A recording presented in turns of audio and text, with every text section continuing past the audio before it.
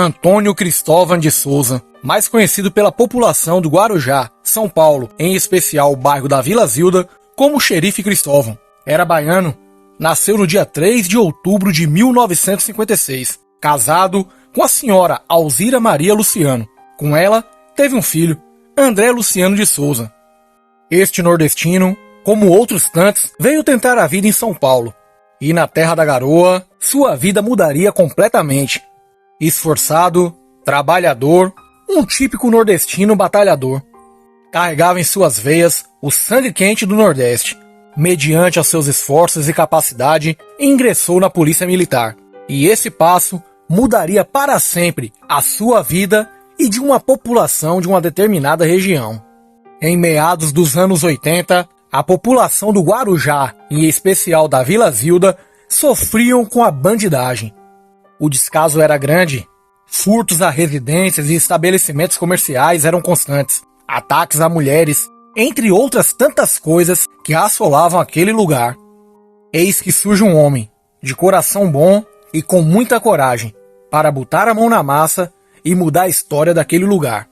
O policial militar Antônio Cristóvão de Souza não tinha os padrões de um PM que imaginamos. Era alto, acima do peso, 1,80 m e 110 quilos, de pura bondade, coragem e determinação para fazer o seu dever. Mesmo com poucos recursos, jamais se intimidou.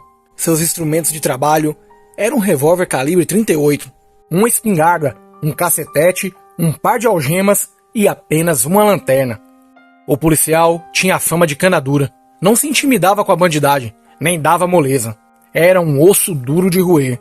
Fazia suas rondas a pé, subia o morro sozinho, não se intimidava com nada, colocava respeito por onde passava. Esse homem destemido, por diversas vezes, esteve de frente com a morte, mas sempre se arriscou em prol da população. Tanto que em uma de suas diligências, em um combate, sofreu um ferimento na mão. Quase ficou aleijado. O projétil nunca pôde ser tirado de sua mão. Quando estava em desvantagem, mesmo assim não se intimidava. Ao vencer os inimigos, por muitas vezes com apenas uma algema, usava de cordas para prender os outros indelinquentes.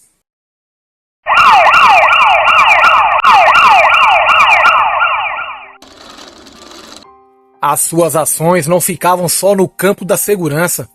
Tinha o lado humano, buscava recursos para ajudar os necessitados.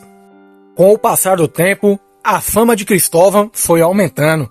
Ele, que não gostava de ser chamado de Cristóvão, e sim pelo seu real nome, Cristóvão, ganhou o apelido, o Xerife Cristóvão. Conhecido e respeitado em cada bairro, cada viela, cada morro, cada rua, o xerife alastrava sua fama pelo Guarujá.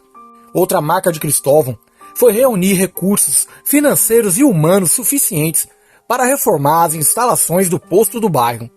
Era inimaginável pensar que um único homem poderia colocar ordem numa bagunça daquela. Logo, as suas ações fizeram trazer outros policiais por ali. Participou de uma chamada Patrulha Fantasma, que dava assistência à população, indo a locais que carros nem chegavam perto. A bandidagem os temia, e mesmo assim, eles sempre olhavam também pelo lado humano de ajudar de outras formas os moradores da região. O Xerife Cristóvão, por muitas vezes, foi homenageado e condecorado. Suas façanhas saíram nos jornais da época. O Xerife Cristóvão sabia muito bem das suas limitações, mas nunca colocou isso como pretexto para desistir. Veja algumas de suas palavras. Eu sei que sozinho não tenho condições de fazer a polícia ideal, mas pelo menos procuro fazer a polícia necessária, disse Cristóvão ao jornal A Tribuna do Guarujá, de 1984.